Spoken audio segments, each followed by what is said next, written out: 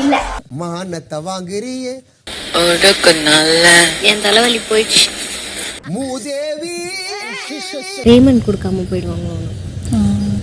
எல்லாம் வேஸ்ட். பூச்சி மருந்த சோத்துல வச்சு சீக்கிரம் கொள்ளுங்கடா. மக்களே, இந்த ஆபாச நாயகி அரோராவோட ஆட்டம் ரொம்பவே அதிகரிச்சுக்கிட்டு இருக்கு அப்படின்னே சொல்லலாம். இவளை பொறுத்தவரை இவளுக்கு சப்போர்ட்டா பிக் பாஸ் டீமா இருக்கட்டும், விஜய் சேதுபதியா இருக்கட்டும் இருக்காங்க அப்படிங்கிற திமிர்ல ஓவரா ஆட்டம் போட்டு இருக்கா அப்படிங்கறதுல எந்தவித மாற்று கருத்துமே இல்ல. நேற்றுக்கான எபிசோட பொறுத்தவரை வினோத்தை கரிச்சு கொட்டிக்கிட்டு இருந்தா இந்த ஆபாச நாயகி. அதுக்கு காரணம் வேற எதுவும் கிடையாது. வினோத்தை பொறுத்தவரை அவரோட கானாவை வச்சு அரோராவை போட்டு பொலன்னு பொழந்திருப்பாரு. அதாவது அரோரா மாதிரி ஆபாச நாயகிகளை பொறுத்தவரை கண்ட கருமத்தை வீடியோவை பதிவு பண்ணி ஃபேமஸ் ஆயிடுறாங்க. திறமை இருக்கிறவன்லாம் இன்னமும் வறுமையில தான் இருக்கிறான். அதே நேரத்தில் கீழ்ப்பாக்கத்துல போய் சேர வேண்டிய அரோரா மாதிரி ஆட்கள் வந்து ஜீன்ஸை போட்டுட்டு மாசா சுத்திட்டு இருக்காங்க. எப்பா அண்ணன் தம்பி யாராவது இருந்தா அட்வைஸ் பண்ணுங்க, இல்லைன்னா சோத்துல விஷத்தை வச்சு கொள்ளுங்கப்பா அப்படிங்கிற மாதிரி அரோராவை போட்டு பொழந்திருப்பாரு. உண்மையாவே இன்னைக்கு இவ பண்றதெல்லாம் பார்க்கும்போது நமக்கும் அதையே தான் சொல்லணும் போல இருந்துச்சு அப்படின்னே சொல்லலாம். இவளை பொறுத்தவரை பதிலுக்கு வினோத்தை கலாய்க்கிறான் அப்படிங்கிற பேர்ல தாத்தா வர்றாரு கையடிக்க போறாரு அப்படிங்கிற மாதிரி கேவலமா பேசுறா. வினோத்தை பொறுத்தவரை என்னமா இப்படி பேசிவிட்டா அப்படிங்கிற மாதிரி வாயில கைக்கு வைக்கிறாரு. பக்கத்துல நிக்கிற வியானவை பொறுத்தவரை என்ன இப்படிலாம் பேசுற அப்படிங்கிற மாதிரி கேக்குறாங்க. இதெல்லாம் விஜய் டிவி காட்டுவானுங்களா? காட்ட மாட்டானுங்க. அதுக்காக தான் இந்த குறும்படம். ஆமாங்க, வீக்கெண்ட் வர்ற மாமா விஜய் சேதுபதியை பொறுத்தவரை அரோராவுக்கு எந்த அளவு சொம்பு தூக்க முடியுமோ அந்த அளவு சொம்பு தூக்கிட்டு இருக்கான். ஏன் பிக் பாஸுமே அதே வேலையை தான் பார்த்துக்கிட்டு இருக்காரு. அரோரா வெல் பிளேட் அப்படிங்கிற மாதிரி பல இடங்கள்ல அரோராவை பாராட்டிட்டு இருக்காரு. அதாவது இதுவரையா எல்லா சீசன்லுமே ஹோஸ்ட் திட்டி பார்த்திருப்போம். ஆனா இந்த சீசனை பொறுத்தவரை அரோராவால பிக் பாஸையே போட்டு பொழந்துக்கிட்டு இருக்காங்க. அதாவது தமிழ் பிக் பாஸுக்கு யாரு குரல் கொடுக்குறாங்களோ அவங்களோட போட்டோவை போட்டு கண்ட மெடிக்கு கழுவி ஊத்திட்டு இருக்காங்க. ஆமாங்க, இவனுக்கு பண்றதும் அப்படித்தானே இருக்குது. அரோரா மாதிரி ஒரு கேவலமான ஆட்களுக்கெல்லாம் எந்த அளவு முட்டு கொடுக்க முடியுமோ அந்த அளவு முட்டு கொடுத்து டாப் 6ல கொண்டு வந்து நிப்பாட்டி இருக்காங்க. அது மட்டும் இல்லங்க, அரோராவை பொறுத்தவரை சாண்ட்ராவோட ஒரு ஜூனியர் வெர்ஷன் தான். அதே மாதிரியே சாண்ட்ராவை பொறுத்தவரை அரோராவோட சீனியர் வெர்ஷன் அப்படிங்கிற மாதிரி சொல்லலாம். ஆமாங்க, ரெண்டு பேரும் வேற எல்லாம் கிடையாது. ரெண்டு பேருமே ஒரே விஷ ஜந்துக்கள் தான். யாரை எப்படி குழியில தள்ளலாம், எப்படிலாம் டிராமா போடலாம் அப்படிங்கிறத இவ்வளவு கிட்ட இருந்தா கத்துக்கணும். அந்த வகையில இவங்க ரெண்டு பேருமே ஒரே குட்டையில ஊர்ன மட்டும் தான். ரெண்டு பேரும் வேறெல்லாம் கிடையாது. அது மட்டும் இல்லைங்க, இந்த ரெண்டு சகுனிகளும் ஒன்னா உட்காந்து பேசிட்டு இருக்குது. யாரை பத்தி பேசிட்டு இருக்குது அப்படின்னு பார்க்கும்போது கமருதீன் பார்வை பத்தி பேசிட்டு இருக்காங்க. இந்த இடத்துல அரோரா என்ன சொல்றா அப்படின்னு பார்த்தோம்னா, பாரு கமருதீன் இவங்க ரெண்டு பேரும் ஏதோ ஒண்ணு பண்ணி வெளியே போயிட்டாங்க. இவங்களுக்கு பேமெண்ட் கொடுப்பாங்களா மாட்டாங்களா அப்படிங்கிற மாதிரி கேட்டுக்கிட்டு இருக்கா. அந்த இடத்துல சாண்ட்ரா பொறுத்தவரை கொடுக்க மாட்டாங்க அப்படிங்கிற பதில சொல்றாங்க. உடனே அரோரா என்ன சொல்றா அப்படின்னு பார்த்தோம்னா, 90 நாள் உழைப்பு எல்லாமே வேஸ்டா அப்படிங்கிற மாதிரி கேட்கிறா. அதுக்கும் சாண்ட்ரா பொறுத்தவரை ஆமா எதுவுமே கிடைக்காது அப்படிங்கிற மாதிரி சொல்லிட்டு இருக்காங்க. எம்மா, உங்களை பொறுத்தவரை ஒரு வழியா டிராமாவை பண்ணி அந்த ரெண்டு பேரையும் வெளியே அனுப்பிட்டீங்க. அவங்க ரெண்டு பேரும் இருந்திருந்தாங்க அப்படின்னா டாப் 6ல நீங்க ரெண்டு பேரும் இருந்திருக்க மாட்டீங்க. என்னதான் இருந்தாலும் இதுல உங்களை மட்டும் குறை சொல்ல முடியாதுல்ல. உங்களை காப்பாத்துற மாமா விஜய் சேதுபதி தான் இது எல்லாத்துக்கும் காரணம் அப்படிங்கிறது மக்கள் எல்லாருக்குமே தெரியும். இதுவரையா மக்கள் செல்வன் அப்படிங்கிற மாதிரி கூப்பிட்டுக்கிட்டு இருந்த விஜய் சேதுபதியை பொறுத்தவரை இப்போதைக்கு அரோராவோட புருஷன் அப்படிங்கிற அளவுக்கு ஆயிப்போச்சு அப்படின்னே சொல்லலாம். இத்தோட அரோரா நிப்பாட்டினால அப்படின்னு கேட்டீங்கன்னா அதுவும் கிடையாதுங்க. திவ்யாவை பொறுத்தவரை காலையிலேயே எனக்கு தலைவலிக்குது அப்படின்னு சொல்லிட்டு இருக்காங்க. அந்த இடத்துல அரோரா உனக்குலாம் ஒத்த தலைவலி வருமா அப்படின்னு கேட்கும்போது எனக்கு ஒத்த தலைவலிலாம் வராது, ஒட்டுமொத்தமான தலைவலி தான் வரும். இந்த பிக் பாஸ் வீட்டுக்குள்ள எனக்கு பல நேரங்கள்ல தலைவலி வந்திருக்குது. ஆனா என்னோட தலைவலி இப்ப பிக் பாஸ் வீட்டுல இருந்தே வெளியே போயிருச்சு அப்படிங்கிற மாதிரி சொல்றாங்க. அதுக்கு திவ்யா பொறுத்தவரை உன்னோட தலைவலி வெளியே போனது எங்களுக்கு தெரியும், ஆனா திரும்ப வர்றதுக்கான வாய்ப்பு இருக்குது அப்படிங்கிற மாதிரி திவ்யா சொல்றாங்க. அதுக்கு அரோரா என்ன சொல்றா அப்படின்னு பார்த்தோம்னா, என்னோட தலைவலி வந்து சனிக்கிழமையே வெளியே போயிருச்சு, சனிக்கிழமையே கலண்டர்ல இருந்தே தூக்கிட்டாங்க அப்படிங்கிற சொல்லிட்டு இருக்கா. இதெல்லாம் கேவலமா இல்லையா? அதாவது இவளுக்கு எல்லாருமே பிணந்தண்ணி கழுகுகள் அப்படின்னே சொல்லலாம். இவங்களுக்குள்ள என்னதான் சண்டை இருந்தாலும் ரெண்டு பேர் அவங்களோட வாழ்க்கையை எழுந்து ரெட் கார்டை வாங்கிட்டு வெளியே போயிருக்காங்க. அவங்க இந்த நிகழ்ச்சிக்காக எவ்வளவு உழைப்பை போட்டிருக்காங்க அப்படிங்கிறது நம்ம எல்லாருக்குமே தெரியும். அவங்களோட பேரை கெடுத்துக்கிட்டு இந்த ஷோவுக்கு ரியலா இருந்திருக்காங்க. அதே நேரத்தில் இவ்வளவு வாயடிக்கிற அரோரெல்லாம் எதுவுமே பண்ணல. ஆபாச நாயகியை பொறுத்தவரை எப்பவும் போலவே ஆபாசத்தை காட்டிக்கிட்டு ஆண்களை தன்னோட வலையில விழ வச்சு ஒரு கேவலமான கேமா தான் ஆடிக்கிட்டு இருந்தா. இவெல்லாம் பார்வையும் கமர்தினையும் பத்தி பேசுறதுக்கு இவளுக்கெல்லாம் என்ன தகுதி இருக்குது அப்படிங்கிறது தெரியல. அது மட்டும் இல்ல, இந்த இடத்துல பார்வை சனி அப்படிங்கிற மாதிரி சொல்லிட்டு இருக்கா. ஏம்மா, பார்வாவது சனிதாமா. சனியை பொறுத்தவரை எப்பவுமே நேர்மையான ஒரு கிரகம் தான். அந்த வகையில பாரு வெளியே எப்படி இருந்தாலோ அதே மாதிரி தான் பிக் பாஸ் வீட்டுக்குள்ளேயும் இருந்துகிட்டு இருந்தா. ஆனா ஒன்ன பொறுத்தவரை எவ்வளவு கேவலமா நடிச்சுட்டு இருக்க, வெளியே இருக்கிற வரைக்கும் எவ்வளவு ஆபாசமா கேவலமான வீடியோக்களை பதிவு பண்ண, உள்ள பார்த்தோம் அப்படின்னா எவ்வளவு நல்ல மாதிரி நடிச்சிட்டு இருக்க, நீ எல்லாம் பார்வை பத்தி பேசுறியா அப்படிங்கிற மாதிரி தான் இந்த அரோரா அப்படிங்கிற மூதேவி பேசும்போது எனக்கு தோணுச்சு அப்படின்னே சொல்லலாம். ஆமாங்க, இவளுக்கெல்லாம் மரியாதை கொடுக்க வேண்டிய அவசியமே கிடையாது. அவ்வளவு கேவலமான வேலையை தான் பிக் பாஸ் வீட்டுக்குள்ள அரோரா பண்ணிட்டு இருக்கா. அது மட்டும் இல்லைங்க, பாரு கமருதீன் இவங்க 2 பேரும் தான் காஜி ஜோடிகள், இவங்களாலதான் இந்த நிகழ்ச்சியே போச்சு அப்படிங்கிற மாதிரி பல பேர் கதறிக்கிட்டீங்க. எப்பா, இந்த காஜி கண்டென்ட்டுக்கு அடிக்கல் போட்டதே அரோரா தானப்பா. அரோராவை பொறுத்தவரை துஷார் கூட சேர்ந்துக்கிட்டு எவ்வளவு கேவலமா பேசிக்கிட்டு இருந்தாங்க, அது எதுவுமே உங்க கண்ணுக்கு படலையா? அரோரா பத்தி எவனுமே பேச மாட்டேங்கீங்களே, அதுதான் நமக்கு புரிய மாட்டேங்குது அப்படின்னே சொல்லலாம். அரோராவை பொறுத்தவரை முதல்லயும் ஒரு முக்கோண காதல் பண்ணா, அதாவது துஷார் கமருதீன் இந்த 2 பேரையும் காதல் பண்ற மாதிரி ஒரு கண்டென்ட் கொடுத்துக்கிட்டு இருந்தா. அதுக்கப்புறமா பார்த்தோம் அப்படின்னா கமருதீனை பொறுத்தவரை பாரு என்னோட எக்ஸ் மாதிரியே இருக்கா, அவ மேல எனக்கு ஒரு காதல் இருக்குது அப்படிங்கிற மாதிரி பாரு பக்கம் சாயிறான். அந்த இடத்துல நீ வந்து ஒட்டிக்கிற. அரோராவை பொறுத்தவரை எவ்வளவு கேவலமான ஒரு போட்டியாளர் அப்படிங்கிறது நம்ம எல்லாருக்குமே தெரியும். இருந்தாலும் இந்த விஜய் சேதுபதி கொடுக்குற முட்டுல அரோரா நல்லவங்க தான்ப்பா, வெளியே தான் அப்படி இருந்தாங்க, இப்ப திருந்திட்டாங்க அப்படிங்கிற மாதிரி பல பேர் வந்து அரோராவுக்கு முட்டு கொடுக்கறதெல்லாம் பார்க்கும்போது என்னடா பண்ணிக்கிட்டு இருக்கீங்க, இந்த பலூனுக்கெல்லாம் போய் சப்போர்ட் பண்ணிக்கிட்டு இருக்கீங்களா அப்படிங்கிற மாதிரி தான் இருந்துச்சு. சரி, என்னதான் இருந்தாலும் இதெல்லாம் விஜய் டிவி போட்டு காட்ட மாட்டானுங்க அப்படிங்கிறதுனால தான் முதல்லயே பேசியாச்சு. என்னதான் இருந்தாலும் இன்னைக்கான எபிசோட பொறுத்தவரை என்னெல்லாம் நடந்துச்சு அப்படிங்கிறத டீட்டெயிலாக பார்த்துலாம். வீடியோக்குள்ள போறதுக்கு முன்னாடி நம்ம சேனலுக்கு நீங்க புதுசா இருந்தீங்க அப்படின்னா மறக்காம சப்ஸ்கிரைப் பண்ணிருங்க. வாங்க வீடியோக்குள்ள போலாம். அதாவது இன்னைக்கான எபிசோட பொறுத்தவரை ஸ்டார்டிங்லேயே விக்ரமோட பெர்ஃபார்மன்ஸ் தான் காட்டுறாங்க. அதாவது அவரை பொறுத்தவரை கேமராவை பார்த்து மக்கள்கிட்ட பேசிக்கிட்டு இருக்காருங்க. வியானாவை பொறுத்தவரை என் மேல நிறையவே பழி போட்டுக்கிட்டு இருக்கா. அவளை பொறுத்தவரை கண்டிப்பா எபிசோட்லாம் பார்த்துருக்க மாட்டா, அவளுக்கு தமிழ் சுத்தமா வராது, அவ வந்து சோசியல் மீடியால ஏதோ 2 வீடியோ பார்த்துட்டு தான் இப்படிலாம் பேசிட்டு இருக்கா. என்னதான் இருந்தாலும் எனக்கு எதிராகவும் நெகட்டிவிட்டியா பல விஷயங்கள் போயிட்டு இருக்குது அப்படிங்கிறது எனக்கு புரியுது. என்னதான் இருந்தாலும் மக்களான நீங்க எனக்கு ஆதரவு கொடுக்காம நான் எப்படி பிக் பாஸ் வீட்டுக்குள்ள இவ்வளவு நாள் வந்திருப்பேன்? வியானா பேசினதுக்கெல்லாம் நான் கண்டிப்பா பெட்டி எடுத்துட்டு வெளியே போயிருக்கணும். ஆனா என்ன பொறுத்தவரை எனக்கு ஆதரவாக இருந்த மக்களுக்காக நான் விளையாடணும்னு நான் நினைக்கிறேன்.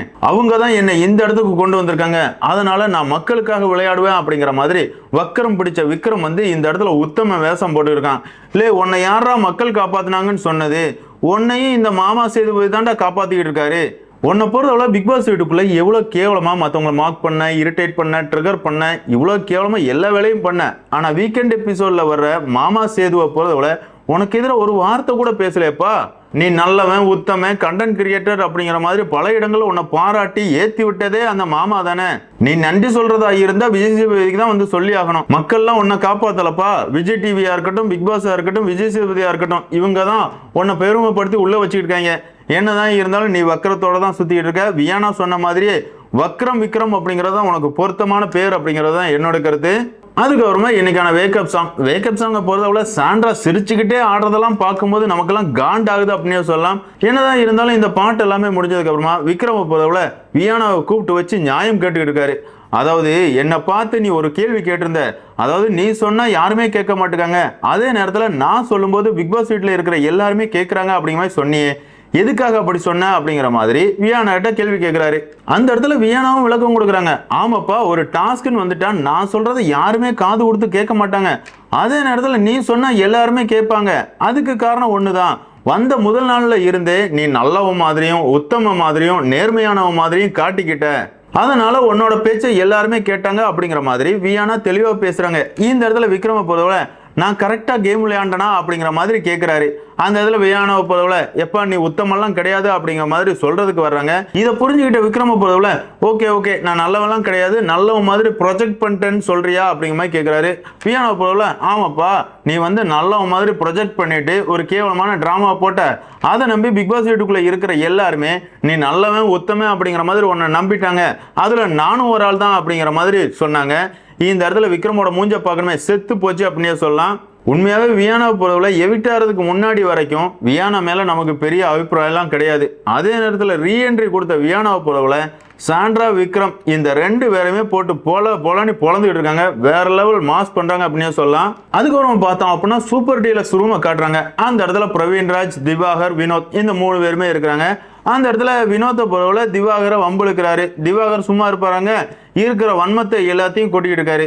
இந்த திவாகரை பொறுத்தவரை எந்த நேரத்திலையும் திருந்த மாட்டார் அப்படின்னே சொல்லலாம். ஆமாங்க, இன்னைக்கெல்லாம் லைவ் ஸ்ட்ரீமே பார்க்க முடியல. திவ்யா கிட்டயா இருக்கட்டும், வியானா கிட்டயா இருக்கட்டும், எப்பவும் பாரு வலிஞ்சுக்கிட்டே இருக்கிறாரு. காதல் கண்டென்ட் கொடுக்குறேன் அப்படிங்கிற பேர்ல நம்மளை காண்டேத்திக்கிட்டு இருக்காரு அப்படின்னே சொல்லலாம்.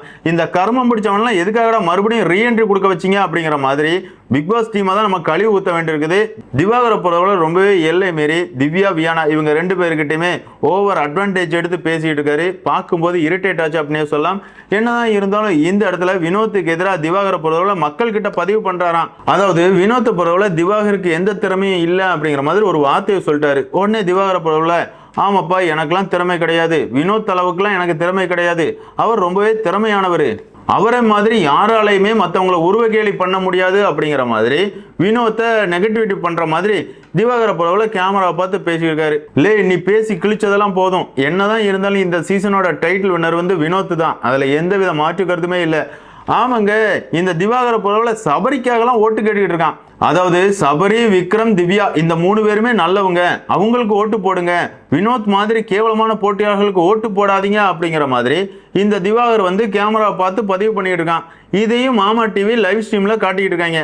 லேய் என்னங்கடா, வியானாவை பொறுத்தவரை சாண்ட்ரா, விக்ரம் இந்த 2 பேர் முகத்திரையை கிழிக்கும் போது வியானா அதிகமா வெளியே நடந்ததெல்லாம் பேசாதீங்க அப்படிங்கிற மாதிரிலாம் வக்கனையா பேசுறீங்கல்ல. இந்த இடத்துல திவாகரை பொறுத்தவரை வினோத்துக்கு ஓட்டு போடாதீங்க, சபரி, திவ்யா, விக்ரம் இவங்க 3 பேரும் தான் நல்லவங்க, இவங்களுக்கு ஓட்டு போடுங்க அப்படிங்கிற மாதிரி மக்களை இன்ஃப்ளூயன்ஸ் பண்றாம்ல. இந்த இடத்துல நீங்க ஸ்டாப் பண்ணவே இல்லையே, எதுக்காக?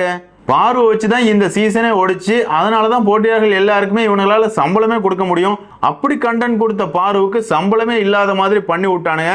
இப்போ அவங்களோட டார்கெட் வினோத்தா இருக்கிறாரு அப்படின்னே சொல்லலாம். என்னதான் இருந்தாலும் பார்க்குற மக்களை பொறுத்தவரை இந்த சீசன்ல இருக்கிற டாப் 6 போட்டியாளர்கள் எல்லாருமே ஒர்த்தில்லாத போட்டியாளர்கள் தான், அதுல மாற்றிக்கிறதே இல்லை. என்னதான் இருந்தாலும் இருக்கிற 6 பேர்ல வினோத் ஓகே அப்படிங்கிறது தான் என்னோட கருத்து. அதனால உங்களோட ஓட்டுகளை மறக்காம தகுதியான போட்டியாளர்களுக்கு போடுங்க அப்படிங்கிறத நான் இந்த இடத்துல பதிவு பண்ணிக்கிறேன். என்னதான் இருந்தாலும் திவாகர் பொறுத்தவரை வினோத் மேல இருக்கிற வன்மத்தை பல இடங்கள்ல கொட்டிக்கிட்டு இருக்காரு. அதுக்கப்புறம் பார்த்தோம் அப்படின்னா திவாகர், வியானா இந்த 2 பேரையும் காட்டுறாங்க. இந்த இடத்துல வியானாவை பொறுத்தவரை திவாகரை வச்சு ஒரு கண்டென்ட் பண்ணிட்டு இருக்காங்க. எப்பா நவரசத்தையும் காட்டு அப்படிங்கிற மாதிரி திவாகர்கிட்ட பண்ண சொல்றாங்க. திவாகரை பொறுத்தவரை நவரசம் போயிட்டு எலிவசத்தை தான் அவனுக்கு கொடுக்கணும். அவனோட ரியாக்ஷன் எல்லாமே ஒரே மாதிரி இருக்குது. இதை பார்த்த வியானாவா இருக்கட்டும், பிரவீன் ராஜா இருக்கட்டும், என்னடா சோகமா மூஞ்ச வைக்க சொன்னா எலி மூஞ்சி மாதிரி வச்சுக்கிட்டு இருக்க அப்படிங்கிற மாதிரி கேலி கிண்டல் பண்றாங்க. இதையும் இன்னைக்கான எபிசோட்ல காட்டினாங்க அப்படின்னு சொல்லலாம். இதுக்கப்புறமா தான் திவாகரை பொறுத்தவரை வியானா கிட்டையும் திவ்யா கிட்டையும் லவ் டார்ச்சர் கொடுத்துக்கிட்டு இருந்தாரு. பாக்குறதுக்கே கன்றாவியா இருந்துச்சு. நல்ல வேலை 1 hour எபிசோட்ல காட்டல அப்படின்னே சொல்லலாம். என்னதான் இருந்தாலும் இதெல்லாம் முடிஞ்சதுக்கு அப்புறமா பிரவீன் ராஜ், விக்ரம், வினோத் இந்த 3 பேருமே கார்டன் ஏரியால உட்காந்து பேசிட்டு இருக்காங்க. அந்த இடத்துல பிரவீன் ராஜை பொறுத்தவரை விக்ரம்க்கு சப்போர்ட்டா பேசிக்கிட்டு இருக்காரு. அதாவது வியானா வந்து உள்ள இருக்கும்போது கண்டென்ட் கொடுக்கறதுக்கு வக்கு இல்லாம ரீஎன்ட்ரி கொடுத்து மற்றவங்களை டேமேஜ் பண்ணி ஒரு கேவலமான கண்டென்ட் கொடுத்துருக்கா, அதுலலாம் எனக்கு ஒரு அபிப்பிராயமே கிடையாது. நான் வெளியே போனதுக்கு அப்புறமா எனக்கு ஒரு நல்ல பேர் இருக்குது, இங்க வந்து மற்றவங்களோட பேரை கெடுக்கணும் அப்படிங்கிறது எனக்கு அவசியமே கிடையாது அப்படிங்கிற மாதிரி பிரவீன் ராஜ் இந்த இடத்துல உத்தம வேஷம் போட்டு இருக்காரு. லே பிரவீன் ராஜ், உன்னை பொறுத்தவரை பிக் பாஸ் வீட்டுக்குள்ள மிச்சர் சாப்பிட்டுக்கிட்டு இருக்கவங்க எல்லாம் இருக்கும்போது நீ வந்து நெகட்டிவ் கண்டென்ட் கொடுத்துட்டு இருந்த. உன்னை பொறுத்தவரை பாரு, திவாகர் இந்த 2 பேரை மட்டும்தான் டார்கெட் பண்ணி ஒரு கேவலமான கேம் ஆடிக்கிட்டு இருந்த. அதே நேரத்துல சுபிக்ஷாவா இருக்கட்டும், ரம்யாவா இருக்கட்டும், சபரியா இருக்கட்டும், அரோராவா இருக்கட்டும் இவங்க எல்லாம் மிச்சர் மட்டும் தான் சாப்பிட்டுக்கிட்டு இருந்தாங்க.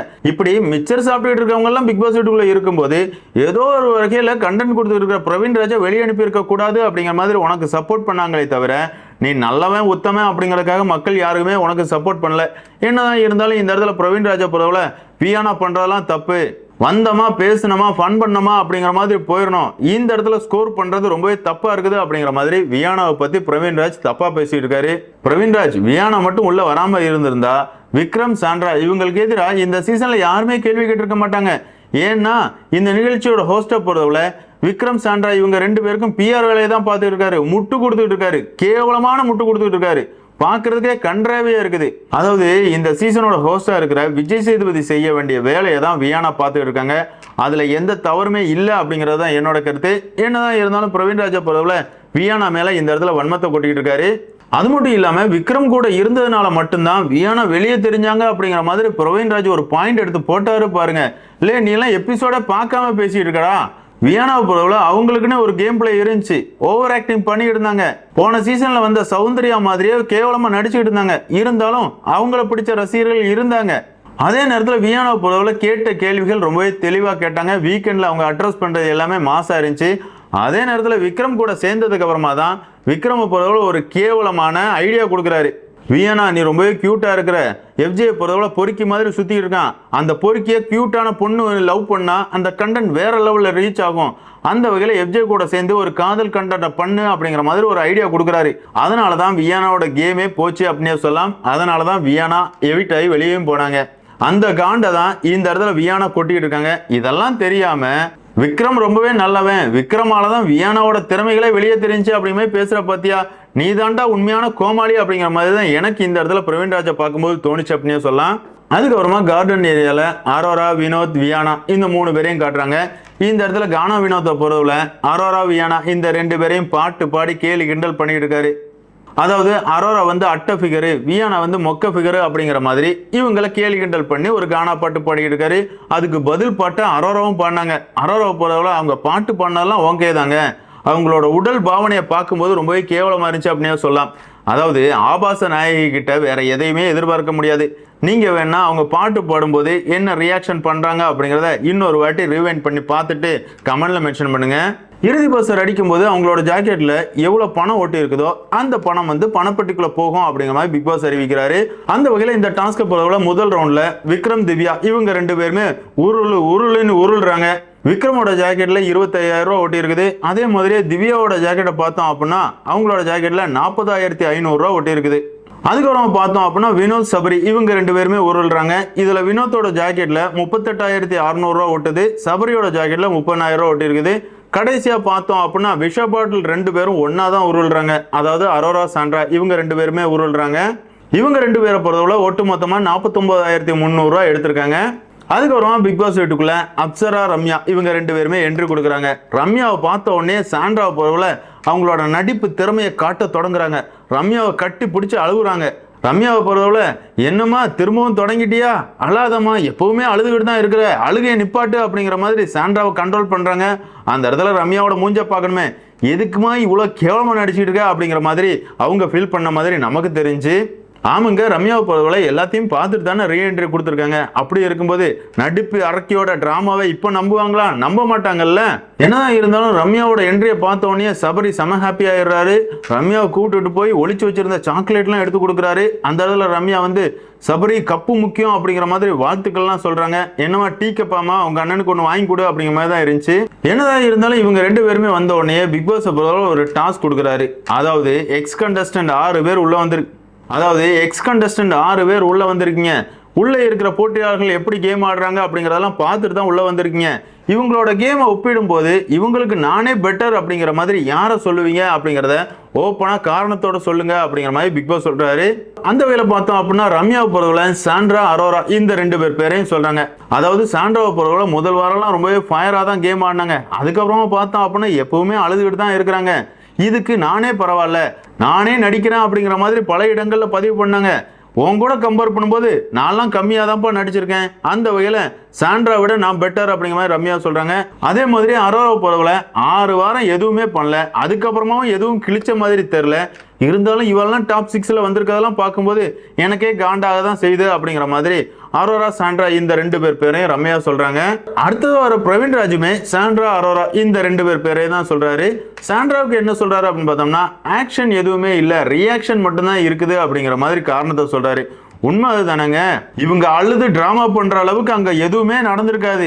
எதுக்குமா இவ்வளவு ஓவர் ரியாக்ட் பண்ற அப்படிங்கிற மாதிரி தான் இருக்கணும். அதை தான் இந்த இடத்துல பிரவீன் ராஜ் சொல்றாரு. அது மட்டும் இல்லாம அரோராவை பொறுத்தவரை என்ன பண்ணி ஃபைனலுக்கு வந்தா அப்படிங்கறதே எனக்கு புரியலமா, எப்படியோ வந்துட்ட, எனக்கு பார்க்கும்போது ஆச்சரியமா தான் இருக்குது அப்படிங்கிற மாதிரி அரோராவையும் கழுவி ஊத்துறாரு. அடுத்ததா வியானா வராங்க. வியானாவை பொறுத்தவரை சபரி, சாண்ட்ரா, விக்ரம் 3 பேரையும் பொழந்துட்டாங்க அப்படின்னு சொல்லலாம். முதல்ல சபரிக்கு என்ன சொல்றாங்க அப்படின்னு பார்த்தோம்னா இந்த பிக் பாஸ் வீட்ல இருந்து நிறைய பேர் எவிட் ஆகி வெளியே போயிருக்காங்க. எல்லாருமே ஏதோ ஒரு வகையில ஒரு கேம் ஆடி இருக்காங்க. ஆனா சபரியை பொறுத்தவரை எந்த ஒரு கேமுமே ஆடாம மிச்சத்தை நீட்டு டாப் 6க்குள்ள வந்துட்டாரு அப்படிங்கிற மாதிரி டைரக்டாவே அடிக்கிறாங்க. அந்த இடத்துல சபரியை பார்க்கும்போது நமக்கு ஒண்ணுதான் தோணுச்சு, லே நல்லவனா இருக்கிறதுக்கு முயற்சி பண்ணு, அதை விட்டுட்டு நல்லவனா உன்னை காட்டிக்கணும் அப்படிங்கிறதுக்காக ரொம்ப கேவலமா நடிக்காத அப்படிங்கிற மாதிரி தான் எனக்கு தோணுச்சு. அதே நேரத்தில் சாண்ட்ராவுக்கு என்ன சொல்றாங்க அப்படின்னு பார்த்தோம்னா இந்த பிக் பாஸ் வீட்டுக்குள்ள சாண்ட்ரா பெருசா எந்த கேமுமே ஆடல, ஒவ்வொரு மூலமுக்குள்ள உட்காந்து அழ மட்டும்தான் செஞ்சிருக்காங்க. நானும் ஒரு வேளை இதே மாதிரி முக்கா உட்காந்து அழுதுருந்தேன் அப்படின்னா ஃபைனலுக்கு வந்திருப்பணும் அப்படிங்கிற மாதிரி எனக்கே தோணுது அப்படிங்கிற மாதிரி இந்த இடத்துல சாண்ட்ராவை போட்டு பொழந்தாங்க அப்படின்னு சொல்லலாம். அதே நேரத்தில் விக்ரமுக்கு என்ன சொல்றாங்க அப்படின்னு பார்த்தோம்னா, விக்ரம பொறுத்தவரை 5 வாரமா அவர் நாமினேஷன்லேயே வராம தான் இருந்திருந்தாரு. ஒருவேளை முதல் 6 வாரத்துக்குள்ள அவர் நாமினேஷனுக்குள்ள வந்திருந்தார் அப்படின்னா அப்பவுமே வெளியே இருப்பாரு. நம்ம எல்லாருமே விக்ரம நாமினேட் பண்றதுக்கே மறந்துட்டோம். அவரை பொறுத்தவரை கண்ணிங்கா ஒரு கேவலமான கேம் ஆடிட்டு இருக்காரு அப்படிங்கிற மாதிரி விக்ரமையும் போட்டு பொழக்கிறாங்க. அடுத்தது அவர் அப்சராவை பொறுத்தவரை அவங்களுமே சாண்ட்ரா அரோரா இந்த 2 பேர் பேரையும் தான் சொல்றாங்க. சாண்ட்ராவை பொறுத்தவரை சாண்ட்ரா பெருசா எதுவுமே பண்ணல. அதே மாதிரி தான் அரோராவும். இவங்க கூட கம்பேர் பண்ணும்போது நான் உள்ள இருந்திருந்தா நல்லா இருந்திருக்கும் அப்படிங்கிற மாதிரி எனக்கு தோணுது அப்படிங்கிற அவங்க சொல்றாங்க. உண்மையா அதுதாங்க. அப்சராவை பொறுத்தவரை ஒரு அன்ஃபேர் எவிக்ஷன்ல தான் வெளியே போனாங்க. விஜய் சேதுபதியை பொறுத்தவரை அன்பு கேங்க காப்பாற்றணும் அப்படிங்கிறதுக்காக அப்சராவை அந்த இடத்துல பலியாடாக்குனார் அப்படின்னு சொல்லலாம். அடுத்ததா வர திவாகரை பொறுத்தவரை திவாகர் எப்பவும் போலவே வினோத் மேலதான் வன்மத்தை கொட்டுறாரு. அதாவது திவாகர்லாம் நடிப்பு திறமையை காட்டி பிக் பாஸ் வீட்டுக்குள்ள இருந்தாராம். ஆனா வினோத்தை பொறுத்தவரை வினோத்துக்கு தனி திறமைகள் எதுவுமே கிடையாது. மற்றவங்கள பாடி ஷேமிங் பண்ணியே இந்த இடத்துக்கு வந்திருக்காரு. இவர் கூட கம்பேர் பண்ணும்போது நான் தான் சிறந்த போட்டியாளர் அப்படிங்கிற மாதிரி இந்த கோமாளி திவாகரை பொறுத்தவரை கோமாளித்தனமா பேசிட்டு இருக்கான். ஆமா தானங்க, திவாகரை பொறுத்தவரை என்னத்தை கிழிச்சிட்டான், ரீல்ஸ் பண்றான் அப்படிங்கிற பேர்ல நம்மளை காண்டேத்தனா, வேற எதுவுமே கிழிக்கல. இல்லைன்னா பெண்கள் கிட்ட போய் உரசிக்கிட்டு இருப்பான். அதே நேரத்தில் வினோத்தை பொறுத்தவரை நம்மளை கண்டிப்பா என்டர்டெயின் பண்ணார் அப்படிங்கிறதுல எந்த வித மாற்றிக்கிறதுமே இல்லை. ஆமாங்க, இந்த சீசனை பொறுத்தவரை போட்டியாளர்கள் தேர்வு ரொம்பவே படு மொக்கையா தான் இருந்துச்சு. ஆனா கானா வினோத்தை பொறுத்தவரை எல்லா நாளுமே அவரோட பாட்டால நம்மளை கொஞ்ச நேரமாவது என்டர்டெயின் பண்ணியிருக்காரு அப்படிங்கிறதுல எந்த வித மாற்றிக்கிறதுமே கிடையாது. இந்த இடத்துல திவாகர் சொல்றதை ஏத்துக்கவே முடியாது அப்படின்னே சொல்லலாம். இருந்தாலும் இந்த இடத்துல திவாகரை பொறுத்தவரை வினோத்தோட பேரை மட்டுமே சொன்ன உடனே வினோத்தை பொறுத்தவரை இன்னும் ஒரு ஆள் பேரை சொல்லுங்க அப்படிங்கிற மாதிரி சொல்றாரு. அந்த இடத்துல அரோராவா இருக்கட்டும் விக்ரமா இருக்கட்டும் ஒரு ஆள் பேரை சொன்னா போதும், அப்படித்தான் டாஸ்க். என்னதான் இருந்தாலும் இந்த இடத்துல திவாகரை பொறுத்தவரை வினோத்தோட பேரை மட்டுமே சொல்றாரு. அந்த இடத்துல வினோத் என் பேரை சொல்லிட்டீங்கல்ல, அந்த இடத்துல விக்ரமா இருக்கட்டும் அரோராவா இருக்கட்டும் ஒரு ஆள் பேரை சொல்றதுதான் டாஸ்க்கு. மற்றவங்க எல்லாம் 2 பேர் 3 பேர் பேரை சொன்னாங்கன்னா அது அவங்களோட விருப்பம். நீங்க எதுக்காக திவாகரை இன்னொரு பேரை சொல்றீங்க அப்படிங்கிற மாதிரி திவாகரை ஸ்டாப் பண்றாங்க. இது எதையுமே எபிசோட்ல காட்டல. அதாவது அரோரா விக்ரம் இந்த 2 பேருக்கும் பயம் அதிகமாயிருச்சு அப்படின்னு சொல்லலாம். இவங்களோட கேவலமான விளையாட்டு என்ன அப்படிங்கிறத எக்ஸ் கண்டஸ்டன்ட் எல்லாருமே தோல் உரிச்சு காட்டிக்கிட்டு இருக்காங்க. திவாகர் பேசினார் அப்படின்னா அவர் ஷார்ட்டா முடிக்க மாட்டார். அவங்க என்னெல்லாம் பண்ணாங்க அப்படிங்கிறத நீட்டி முழக்குவாரு. அப்படி இருக்கும்போது அவரும் நம்மளோட பேரை சொல்லி நம்மளை கழுவி ஊத்திடுவாரோ அப்படிங்கிற பதட்டத்துல, அப்படி இருக்கும்போது திவாகரும் நம்மளோட பேரை சொல்லி கழுவி ஊத்திடுவாரோ அப்படிங்கிற ஒரு பதட்டத்துல தான் அரோராவா இருக்கட்டும் விக்ரமா இருக்கட்டும் முந்திரி கொட்டை மாதிரி முந்திக்கிட்டு சொன்னாங்க அப்படிங்கறது தான் என்னோட கருத்து. அந்த அளவு அரோரா எதுவுமே பிக் பாஸ் வீட்டுக்குள்ள கிழிக்கல அப்படிங்கிற மாதிரி பிரவீன் காந்தி போட்டு உடைச்சிடுறாரு. என்னதான் இருந்தாலும் இந்த டாஸ்க் எல்லாமே முடிஞ்சதுக்கு அப்புறமா கார்டன் ஏரியால பிரவீன் காந்தி, பிரவீன் ராஜ், வினோத் இந்த 3 பேருமே உட்கார்ந்து பேசியிருக்காங்க. அந்த இடத்துல கானா வினோத்தை பொறுத்தவரை கானா வினோத் அப்படிங்கிற பேர் வாங்குறதுக்கு நான் எவ்வளோ கஷ்டப்பட்டிருக்கேன், எவ்வளோ உழைச்சிருக்கேன் அப்படிங்கிறது எனக்கு மட்டும்தான் தெரியும். ஆனால் இந்த திவாகரை பொறுத்தவரை நான் எதுவுமே பிக் பாஸ் வீட்டுக்குள்ள பண்ணல அப்படிங்கிற மாதிரி என் மேலே பழி போடுறாரு. இதெல்லாம் என்னால் ஏற்றுக்கவே முடியாது அப்படிங்கிற மாதிரி வினோத் பேசிட்டு இருக்காரு. அந்த இடத்துல பிரவீன் ராஜை பொறுத்தவரை திவாகர் பேசினதெல்லாம் காதில் கூட வாங்காதீங்க, அவனுக்கெல்லாம் திறமையே கிடையாது, அவன்லாம் நானும் ஒரு கலைஞர்னு சொல்லிக்கிறது கலைக்கே ஒரு இழிவு, அவன் பேசுறதெல்லாம் காதுல வாங்கிக்காதீங்க அப்படிங்கிற மாதிரி பிரவீன் ராஜ் இந்த இடத்துல வினோத் கிட்ட பேசிட்டு இருக்காரு. அது என்னமோ நிதர்சனமான உண்மை அப்படின்னே சொல்லலாம். அதுக்கப்புறம் பார்த்தோம் அப்படின்னா ரம்யா திவ்யா இந்த 2 பேருமே தனியா உட்கார்ந்து பேசியிருக்காங்க. யாரை பத்தி பேச போறாங்க? விக்ரம. அதுக்கப்புறம் பார்த்தோம் அப்படின்னா ரம்யா திவ்யா இந்த 2 பேருமே தனியா உட்கார்ந்து பேசியிருக்காங்க. யாரை பத்தி பேசுறாங்க அப்படின்னு பார்த்தோம்னா விக்ரம பத்தி தான் பேசிட்டு இருக்காங்க. விக்ரம பொறுத்தவரை ரொம்பவே போலியா நடிச்சுக்கிட்டு இருக்கான், நம்மெல்லாம் அழுதா டிராமா பண்றோம் கோழிகள் அப்படிங்கிற மாதிரிலாம் பேசிட்டு இருப்பான். ஆனா இந்த சீசனை பொறுத்தவரை அதிகமா அழுத ஒரு போட்டியாளர் அப்படின்னா அது விக்ரம் தான். இதை அவன் மூஞ்ச பார்த்து நான் கேட்டே ஆகணும் அப்படிங்கிற மாதிரி ரம்யா பேசிட்டு இருக்காங்க. இந்த இடத்துல திவ்யாவை பொறுத்தவரை அவங்களும் அவங்களோட பங்குக்கு விக்ரமை போட்டு பொழந்துக்கிட்டு இருக்காங்க. ஏக்கா விக்ரம் பண்றது தப்பு தாங்க, இல்லைன்னா சொல்ல, விக்ரம் கேவலமா தான் கேம் ஆடிக்கிட்டு இருக்கான். அதே நேரத்துல நீயும் அதே கேவலமான கேமை தான் ஆடிக்கிட்டு இருக்க. நீ இதுவரையா எந்த டாஸ்க்லயும் சிறப்பா விளையாண்டதே கிடையாது. என்ன எல்லாருக்கும் நேரம் சமைச்சு போடுற, மற்றபடி நீயுமே கண்டென்ட் எதுவுமே கொடுக்கல. உனக்கு எதிராக வர்ற கேள்விகளுக்கு பதில் சொல்றதுக்கான திறமை உங்ககிட்ட கிடையாது. அதே நேரத்துல எவனாவது 2 பேர் சண்டை போட்டு இருந்தா அதுக்கிடையில உன்னோட கருத்தை பதிவு பண்ணி அவனை ட்ரிகர் பண்ணி அவன் வாயை பிடுங்கி ஒரு வார்த்தை கிடைச்சிருச்சு அப்படின்னா அந்த வார்த்தையை வச்சு ஒரு கேவலமான கேமை தான் நீயும் ஆடிக்கிட்டு இருக்க. நீ என்னமோ யோக்கிய மாதிரி பேசாத திவ்யா அப்படிங்கிற மாதிரி எனக்கு ஃபீல் ஆச்சு. ஏன்னா இருந்தாலும் இந்த இடத்துல ரம்யாவை பொறுத்தளவுல சாண்ட்ராவையும் போட்டு பொழந்துக்கிட்டு இருக்காங்க. அதாவது நம்ம கூடயே சுத்திக்கிட்டு பின்னாடி புரணி பேசுறதெல்லாம் எனக்கு சுத்தமா பிடிக்கவே இல்லை. சாண்ட்ரா ஆள்ற பல இடங்கள்ல நான் அவங்களுக்கு துணையா ஃப்ரெண்டா போய் நின்றுருக்கேன். அதே நேரத்தில் என்னை நாமினேட் பண்ணும்போது பாருக்கிட்ட பாத்ரூம் ஏரியாவில் உட்காந்து பேசுறாங்க.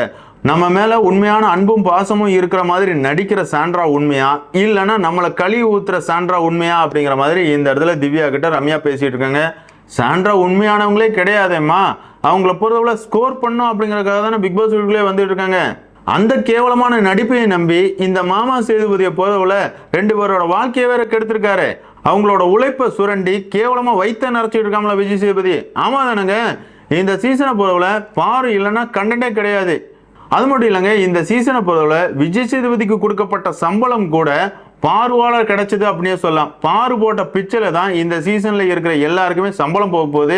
ஆனா என்ன, பாருவுக்கு சம்பளம் இல்லை அப்படிங்கிறது தான் ரொம்பவே தவறான ஆனா என்ன, பாருவுக்கு சம்பளம் இல்லை அப்படின்னு இவனுக்கு சொல்றதுதான் ஏத்துக்கவே முடியல அப்படின்னு சொல்லலாம். அதுக்கப்புறமா பார்த்தோம் அப்படின்னா பணப்பெட்டிக்கான இன்னொரு டாஸ்கை பிக் பாஸ் அறிவிக்கிறாரு. இந்த டாஸ்கை பொறுத்தவரை வேற லெவலில் இருந்துச்சு அப்படின்னே சொல்லலாம். ஆமாங்க, டாப் 6ல இருக்கிற கோமாளிகளுக்கும் அதே நேரத்தில் பிக் பாஸ் வீட்டுக்குள்ள ரீஎன்ட்ரி கொடுத்துருக்கிற எக்ஸ் கண்டஸ்டன்ட்டுக்கும் இடையில தான் போட்டியே நடக்குது. இந்த போட்டியை பொறுத்தளவுல டாப் 6 ஃபைனலிஸ்ட்ல இருக்கிற போட்டியாளர்கள் வின் பண்ணிட்டாங்க அப்படின்னா பணப்பெட்டிக்குள்ள 3 லட்ச ரூபா போகும். அதே நேரத்தில் இவங்க தோத்துட்டாங்க அப்படின்னா இந்த 3 லட்ச ரூபா பணம் வந்து பெட்டிக்குள்ள போகாது அப்படிங்கிறது தான் டாஸ்கா இருக்குது. இந்த டாஸ்கோட ரிசல்ட் என்னவா இருக்கும் அப்படிங்கிறது நம்ம எல்லாருக்குமே தெரியும். ஆமாங்க, டாப் 6ல இருக்கிற போட்டியாளர்கள் தகுதியற்ற போட்டியாளர்கள் அப்படிங்கிறத நம்ம பல இடங்கள்ல பதிவு பண்ணிக்கிட்டே இருக்கிறோம். இந்த டாஸ்க் மூலமாகவும் அது நிறுவனம் ஆயிடுச்சு அப்படின்னு சொல்லலாம். டாஸ்க்ல எக்ஸ் கண்டஸ்டன் தான் வின் பண்றாங்க. அந்த வகையில பணப்பெட்டிக்குள்ள 3 லட்ச ரூபா போகாது அப்படிங்கறத இந்த இடத்துல பிக் பாஸ் அறிவிச்சிருக்காரு. ஏன்னா இருந்தாலும் இந்த இடத்துல சபரிய பொருள வியானா கிட்ட வம்பெழுத்துக்கிட்டு இருக்காரு. பாத்தியா வியானா, என்கிட்ட தனித்தனியா மோதும் போது நீயே தோத்துட்ட, நான் எப்படி மிச்சர் சாப்பிட்டுட்டு இருந்தேன் அப்படிங்கிற மாதிரி நீ சொல்லலாம் அப்படிங்கிற மாதிரி வியானா கிட்ட சண்டைக்கு போறாரு. அந்த இடத்துல வியானா பொறுத்தவரை சபரி, நீ டாஸ்க் எல்லாம் என்னதான் சூப்பரா விளையாண்டாலுமே பிக் பாஸ் வீட்டுக்குள்ள இந்த 92 நாளுமே மிச்சர் மட்டும்தான் தின்னுட்டு சர்வே பண்ணிட்டு வந்திருக்க, நீ கோவப்படுறதுனால அதெல்லாம் இல்லைன்னு ஆயிராது அப்படிங்கிற மாதிரி சபரியை போட்டு பொழக்கிறாங்க. என்னதான் இருந்தாலும் இந்த டாஸ்க்ல தோத்த உடனே அரோரா, விக்ரம், சாண்ட்ரா இந்த 3 பேரோட மூஞ்ச பார்க்கணுமே, செத்து போச்சு அப்படின்னே சொல்லலாம். இந்த 3 பேர் தான் பணப்பெட்டியை எடுக்கலாம் அப்படிங்கிற ஒரு முடிவுல இருக்கிறாங்க. அந்த வகையில 3 லட்ச ரூபா மிஸ் ஆயிருச்சு அப்படிங்கிற மாதிரி வன்மத்தோட எக்ஸ் கண்டஸ்டன்ட் எல்லாருமே முறைச்சு பார்த்துட்டு இருந்தாங்க. லே கோமாளிகளா, திறமை இருந்தா விளையாண்டு ஜெயிக்கணும்டா, அதை விட்டுட்டு முறைக்கிறதுல என்னடா அர்த்தம் இருக்குது அப்படிங்கிற மாதிரி தான் இருந்துச்சு. அதுக்கப்புறமா பார்த்தோம் அப்படின்னா பெட்ரூம் ஏரியாவை காட்டுறாங்க. பெட்ரூம் ஏரியால ரம்யா கிட்ட சபரி வந்து பேசிட்டு இருக்காரு. பாத்தியா வியானாவை நான் தோக்கடிச்சிட்டேன், வியானாவை பொறுத்தவரை நான் மிச்சர் மட்டும் சாப்பிட்டுட்டு 91 நாள் சர்வே ஆயிட்டேன் அப்படிங்கிற மாதிரி சொன்னா, அதுக்காக தான் இந்த இடத்துல நான் சிறப்பாக விளையாண்டேன், இப்போ வியானா சொன்னது உண்மை இல்லை அப்படிங்கிறது தெரிஞ்சிருச்சுல அப்படிங்கிற மாதிரி வீர வசனம்லாம் அடிச்சுக்கிட்டு இருக்காரு. அதுக்கப்புறமா ரம்யாவை பொறுத்தவரை விக்ரமை போட்டு பொழக்கிறாங்க. என்ன விக்ரம், நான் உள்ள அழுதுகிட்டு இருக்கும்போது கோலை மாதிரி அழுதுகிட்டு இருக்கேன் அப்படிங்கிற மாதிரி என்ன நாமினேட்லாம் பண்ணல, நீ தான் இப்போ அதிகப்படியான நேரங்களில் வந்து அழுதுகிட்டே இருக்கிற, பார்க்கும்போது ரொம்பவே கேவலமா இருக்குது. என்ன கோலன்னு சொன்ன ஒருத்தன் வந்து பிக் பாஸ் வீட்டுக்குள்ள அழுறத பார்க்கும்போது ரொம்பவே கேவலமா இருக்குது, இனிமேல் அலாம கேம் ஆடுடா அப்படிங்கிற மாதிரி விக்ரமுக்கு சரியான சாணியடியை கொடுக்குறாங்க. அதுக்கப்புறம் பார்த்தோம் அப்படின்னா திவ்யா, வியானா இந்த 2 பேர் பேசுறத காட்டுறாங்க. அந்த இடத்துல வியானா வந்து சபரி பண்ண வேலைகள் எல்லாத்தையுமே திவ்யா கிட்ட சொல்லிட்டு இருக்காங்க. திவ்யாவை பொறுத்தவரை நீ சபரிக்கு சரியான பதிலடி கொடுத்தியா இல்லையா அப்படிங்கிற மாதிரி இந்த இடத்துல தூண்டி விடுறாங்க. வியானாவை பொறுத்தவரை நான் சபரி கிட்ட டைரக்டாவே சொல்லிட்டேன், டாஸ்க் விளையாடுற அப்படிங்கிறதுக்காக நீ சூப்பரா விளையாடுற அப்படிங்கறதெல்லாம் மீனிங் இல்ல. இந்த பிக் பாஸ் நிகழ்ச்சியை பொறுத்தவரை டாஸ்கையும் தாண்டி நிறைய விஷயங்கள் இருக்குது, நீ எதுவுமே பண்ணல, மிச்சர் தான் தின்னுகிட்டு இருக்க அப்படிங்கறத சபரி கிட்ட டைரக்டாவே சொல்லிட்டேன் அப்படிங்கறத இந்த இடத்துல திவ்யா கிட்ட வியானா சொல்லிட்டு இருக்காங்க. அதுக்கப்புறம் பார்த்தோம் அப்படின்னா விக்ரம், அரோரா, சபரி இந்த 3 பேரும் ஒன்னா உட்காந்து பேசுறத காட்டுறாங்க. அந்த இடத்துல அரோராவை பொறுத்தவரை ரம்யாவை பத்தி பேசிட்டு இருக்காங்க. அதாவது ரம்யா வந்து என்கிட்ட பணப்பெட்டி நீ எடுக்கலையா அப்படிங்கிற மாதிரி கேள்வி கேட்டா, என்ன பொறுத்தவரை நான் 50 லட்ச ரூபா வின் பண்ண போறேன், எனக்கெல்லாம் பணப்பெட்டி தேவையே கிடையாது அப்படிங்கிற மாதிரி நான் அவகிட்ட சொன்னேன். அந்த இடத்துல ரம்யா பொறுத்தவரை இருக்கிற 5 ஃபைனலிஸ்ட்டை தாண்டி நீ எல்லாம் டைட்டில் வின்னர் பட்டெல்லாம் அடிக்கவே முடியாது அப்படிங்கிற மாதிரி என்ன கேவலப்படுத்திட்டா அப்படிங்கிற மாதிரி அரோரா இந்த இடத்துல கதறிக்கிட்டு இருக்காங்க. என்ன அரோரா, ரம்யா சொன்னது 100க்கு 100% உண்மை தானே? விஜய் சேதுபதியை பொறுத்தளவுல அவர் வாங்குற சம்பளத்துல இருந்து வேணா உனக்கு 50 லட்ச ரூபா கொடுப்பாரு. மக்கள் ஓட்டு போட்டு இந்த சீசனோட டைட்டில் வின்னரா நீ வர்றதுக்கான வாய்ப்புகளே இல்லை. அதை தான் இந்த இடத்துல ரம்யா பதிவு பண்ணியிருக்காங்க. என்னதான் இருந்தாலும் அரோராவால இதை எதையுமே ஏத்துக்க முடியல. அதே நேரத்துல சபரியா இருக்கட்டும், விக்ரமா இருக்கட்டும், எல்லாரும் நம்மளை உடைக்கணும் அப்படிங்கறதுக்காக தான் இப்படிலாம் பண்ணிட்டு இருக்காங்க. நம்மளாம் எப்படிப்பட்ட போட்டியாளர்கள் அப்படிங்கிற மாதிரி அவனுங்களே பீலா விட்டுக்கிட்டு இருக்கானுங்க. பார்க்கும்போது காமெடியா தாங்க இருக்குது. என்னதான் இருந்தாலும் இன்னைக்கான எபிசோடோட கடைசியில விக்ரம், சாண்ட்ரா இந்த 2 பேருமே தனியா உட்காந்து ஒப்பாரி வச்சுக்கிட்டு இருக்காங்க. என்ன அவ இப்படி பேசிட்டா, இவ இப்படி பேசிட்டா அப்படிங்கிற மாதிரி கதறிக்கிட்டு இருக்காங்க. அதுலயும் சாண்ட்ரா பொறுத்தவரை நான்லாம் நடிக்கவே இல்லை தெரியுமா, ஒரு பிரச்சனையை வளர்க்கணும் அப்படிங்கிறது எனக்கு எப்பவுமே தோணுதே கிடையாது. அதுலயும் சாண்ட்ரா பொறுத்தவரை தொடர்ந்து பொய் மேல பொய்யா சொல்லிட்டு இருக்காங்க. இந்த இடத்துல என்ன சொல்றாங்க அப்படின்னு பார்த்தோம்னா, ஒரு பிரச்சனையை பெருசுப்படுத்தணும் அப்படிங்கிற மாதிரி நான் என்னைக்குமே நினைக்க மாட்டேன், நான் நடிக்கிறேன் அப்படிங்கிற மாதிரி எல்லாரும் சொல்றாங்க. இதெல்லாம் என்னால ஏத்துக்கவே முடியல அப்படிங்கிற மாதிரி இந்த இடத்துல சாண்ட்ரா ஒப்பாரி வச்சுக்கிட்டு இருக்காங்க. விக்ரம பொறுத்தளவுல என்னையும் பல பேர் பல விதமா கழுவி தான் ஊத்திக்கிட்டு இருக்காங்க. அவங்க கேம் அவங்க ஆடுறாங்க, அதை நினைச்செல்லாம் நம்ம ஃபீல் பண்ணி உட்காரவே கூடாது, நம்ம கேம் ஆடுவோம் அப்படிங்கிற மாதிரி ஒண்ணுக்கு ஒண்ணு உறுதுணையா இருந்துகிட்டு இருக்குது. ஆமாங்க, இந்த விக்ரமா இருக்கட்டும் சாண்ட்ராவா இருக்கட்டும் பல இடங்கள்ல தனியா உட்காந்து புலம்புறதை பார்க்க முடியுது. இது எல்லாத்துக்கும் காரணம் யாரு அப்படின்னு பார்த்தோம்னா வியானா. அந்த வகையில வியானாவை பொறுத்தவரை மாசா நம்ம கண்ணுக்கெல்லாம் தெரியுறாங்க அப்படின்னு சொல்லலாம். என்னதான் இருந்தாலும் பிக் பாஸ் ரசிகர்களான உங்களை பொறுத்தவரை அரோரா அப்படிங்கிற பலூனக்காவை பத்தி நீங்க என்ன நினைக்கிறீங்க அப்படிங்கிற உங்களோட கருத்துக்களை மறக்காம கமெண்ட்ல மென்ஷன் பண்ணுங்க. அதே மாதிரி உங்களோட ஓட்டு யாருக்கு அப்படிங்கிறதையும் கமெண்ட்ல மென்ஷன் பண்ணுங்க. இந்த வீடியோ உங்களுக்கு பிடிச்சிருந்தா லைக் பண்ணுங்க, ஷேர் பண்ணுங்க, மறக்காம சேனலை சப்ஸ்கிரைப் பண்ணுங்க. Thank you friends.